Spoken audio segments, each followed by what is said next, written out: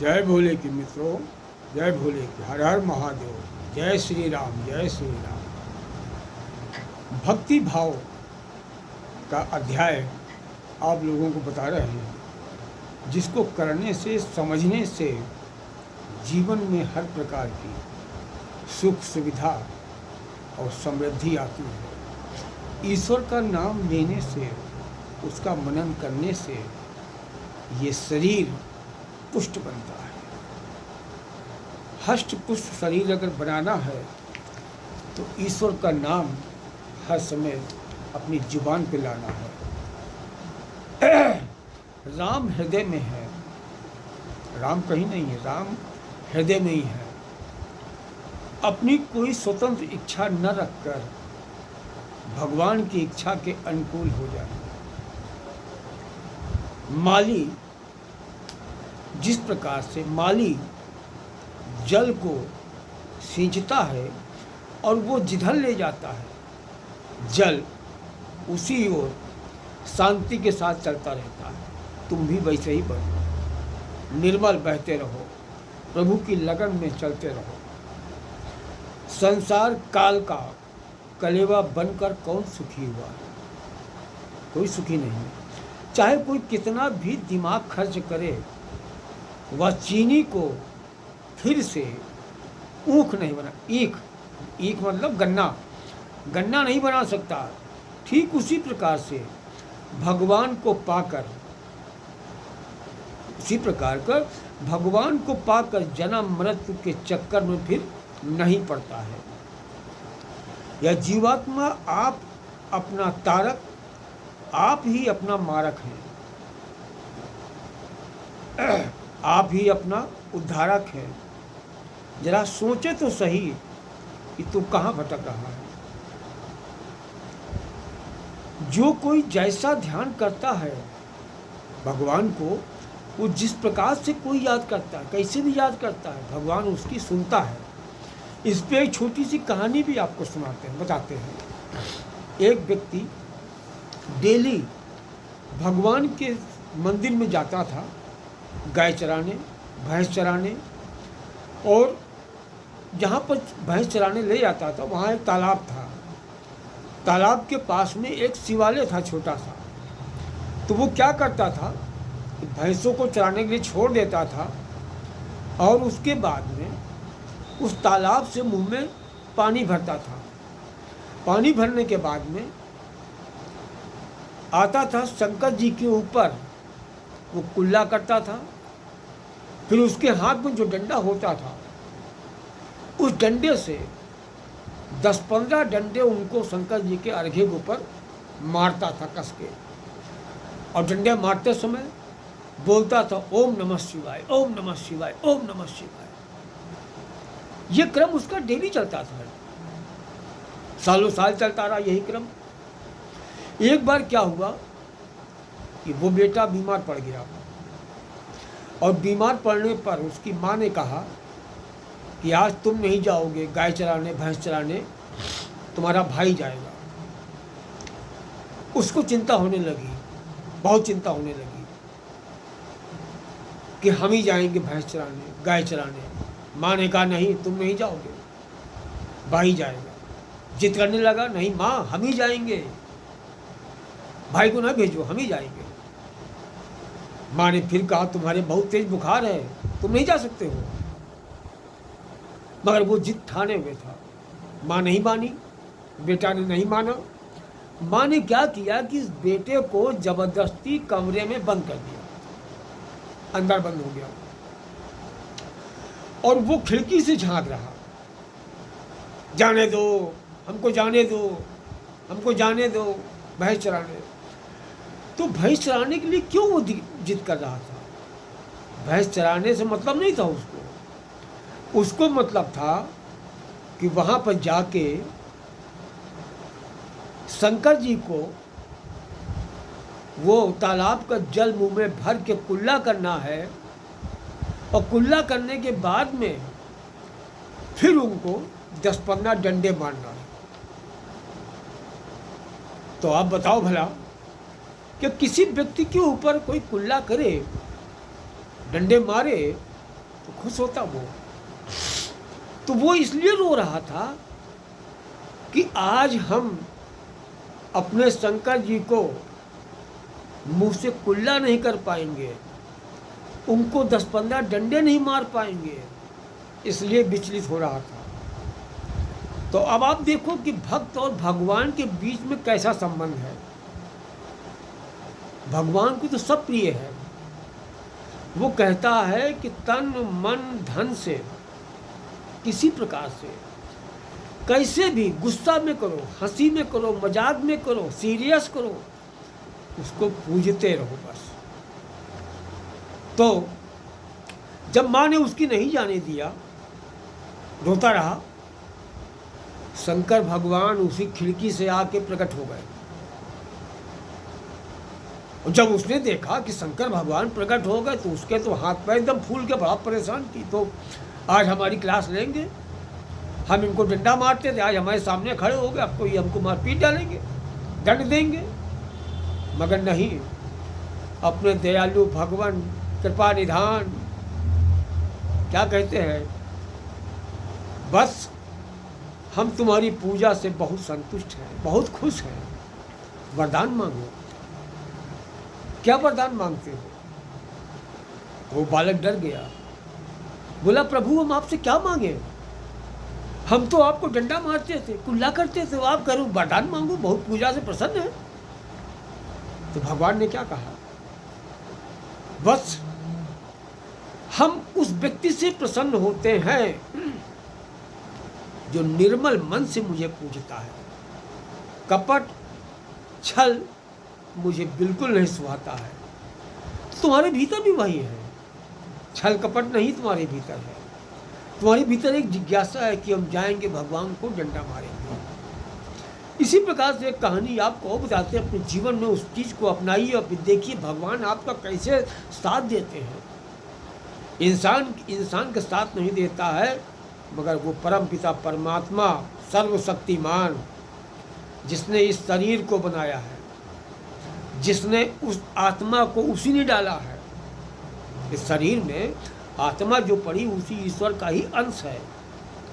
इसी प्रकार से छोटा से एक कहानी और बताते हैं आपको, आज इसी में आपको चर्चा में बताते हैं। और समझिए कि जीवन में अच्छे कर्म करने से आगे जीवन में क्या लाभ होता है, इसको आप समझिए। जैसे एक व्यक्ति था, बहुत ही दुष्ट था, कोई भी उससे सुखी नहीं था, किसी प्रकार से हर एक को परेशान करना, हर एक को दुखी करना। और आदमी कहता था पता नहीं कब साला ये मरेगा, क्योंकि जो लोग बहुत संसार में लोगों को परेशान कर लेते हैं तो उनके न चाहने वाले भी बहुत पैदा हो जाते हैं। और जो ऊपर वाला देखता है कि चारों तरफ से जब एक व्यक्ति के लिए आवाज़ लगाई जाती है तो वो उसको किसी न किसी तरीके से उठा लेता, आओ भाग जाओ ऊपर, भागो। तो ऐसे ही व्यक्ति था, कोई जीवन में अच्छा काम नहीं किया उसने, मर गया। अब उसकी आत्मा जा रही ऊपर, शरीर नीचे जल रहा, आत्मा जा रही। जब तक उस शरीर में आत्मा थी तब तक बहुत दुखी थी, क्या करे, शरीर में है, ऊपर से भेजी गई है। तो जब वो मर गया, ऊपर जा रहा, तो रास्ते में सोच रहा अब तो हमको बड़ा दिक्कत होगी, कभी अच्छा काम किया नहीं, कैसे हमको स्वर्ग मिलेगा, ये मिलेगा, वो मिलेगा। बहुत दुखी वो ऊपर पहुंचा। ऊपर पहुंचने के बाद धर्मराज ने कहा, देखो भाई, ये आए हैं महान भाव, इन्होंने जीवन में कोई अच्छा काम किया या नहीं किया। देखा गया, उनके सारे रजिस्टर खोले गए, सब जन्म से लेकर मृत्यु तक प्रमाण पत्र सब थे उनके पास में, क्या क्या किया, किस समय क्या किया। कहीं कोई अच्छा काम नहीं मिला, हर जगह बुराई, एक से एक बुराई निकलती गई,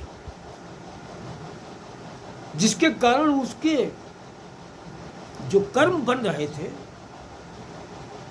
वो बहुत ही पीड़ादायक बन रहे थे। और उन कर्मों को सोच सोच के बहुत दुखी था वो। तो जब देखा गया इससे कोई कर्म अच्छे नहीं है, फिर धर्मराज ने कहा कि ऐसा हो नहीं सकता है कि मनुष्य अपने जीवन में जाने या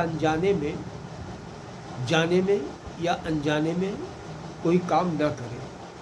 तो जब देखा गया तो देखा कि वो व्यक्ति जहाँ पर स्नान करता था उसका पानी जिस नाली से बह के बाहर जाता था, वहाँ पर एक जो छोटा सा पेड़ था वो पेड़ बड़ा हो गया। और बड़ा होने के बाद में वहाँ छाया होने लगी, लोग उसके नीचे बैठने लगे, लोगों को आराम मिलने लगा और लोगों को गर्मी से राहत मिलने लगी और मीठे फल होने लगे। तो जब ये पता चला कि प्रभु इसने जीवन में एक अच्छा काम किया, कहा क्या? कहा ये जो जहाँ पर स्नान करता था उससे जो पानी बह के जाता था उससे एक छोटा पेड़ बहुत बड़ा हो गया जो तमाम लोगों को सुख सुविधा देता है। तो परमात्मा ने कहा ठीक है, इसकी 75% गलतियां माफ कर दो। अब वो आत्मा बड़ी दुखी कि जो काम मैंने अनजाने में किया उस पे ईश्वर कह रहा कि 75% गलतियां माफ कर दो। और अगर हम जाने में काम करते अच्छे काम अपने जीवन में तो तब तो सब सारी गलतियां, मेरी कुछ गलतियां ना होती, स्वर्ग मिलता। तू क्या कह रहा है? प्रभु एक बात छोड़ दो, अब की सब जीवन में अच्छे ही काम करेंगे। तो परम पिता परमेश्वर ने कहा कि जब तक तुम शरीर में थे तब तक तुम किसी को कुछ समझे नहीं, शरीर तुम्हारा जल गया, खाक हो गया है। अब कहाँ जाओगे, किस शरीर में जाओगे? अब चिंतन करो, मनन करो, आगे का जो शरीर ग्रहण करोगे उसमें अच्छे कर्म करना ताकि आपको जन्म मरण के चक्कर में दोबारा इस धरती पे ना फंसना पड़े। इसलिए प्यारे मित्रों, प्यारे भक्तों, प्यारे भाइयों, जीवन में कुछ भी काम करें, अच्छा काम करें, बुरा काम से कोसों दूर रहना। क्योंकि बंदूक से निकली गोली, जबान से निकली गोली कभी वापस नहीं आती, कहीं ना कहीं अटैक करके जरूर आती है। कि जिस प्रकार से श्री रामचंद्र जी ने अमोघ बाण उठाया, फिर सोचा कहाँ चलावें, तो किसी ने बताया कि फलानी दिशा में चला दीजिए, वहाँ पर बड़ी मारा मारी है, कोई चीज़ पैदा नहीं होती है, प्रभु वहाँ चला दीजिए। तो उन्होंने वहाँ बाण चला दिया और कहा कि जहाँ मैं बाण मेरा जाएगा, अमोघ बाण, वहाँ पर हरियाली हो जाएगी, पेड़ पौधे हो जाएंगे, हरा भरा हो जाएगा। तो इसी तरीके से आप भी बनिए। आपकी वाणी भी तीर की तरीके से काम करती है, किसी को नश्तर की तरह चुभ सकती है और किसी को आपकी वाणी मधुर बना के उसका जीवन सफल बना देती है। तो इसीलिए मित्रों, भाइयों, अच्छा बोलिए, प्यारा बोलिए, सुंदर बोलिए, लोगों के दिलों में वास करिए। इसी के साथ जय श्री राम जरूर बोलिए। अब थोड़ी सी सुनाते हैं। भक्त के पुकारने की देर है, भक्त के पुकारने की देर है, भगवान तो दौड़े चले आते हैं। वो तो रास्ता देखा करते हैं कि प्यार से, प्रेम से कोई हमको भक्त पुकारे और हम उसके हो जाएं। भगवान भक्ति के बिना जो जीना है उसमें आग लगे। अंतःकरण में यदि हरि प्रेम नहीं समाया तो कुल, जाति, वर्ण, रूप, विद्या, इनका होना किस काम का? इससे उल्टे दम्भ ही बढ़ता है।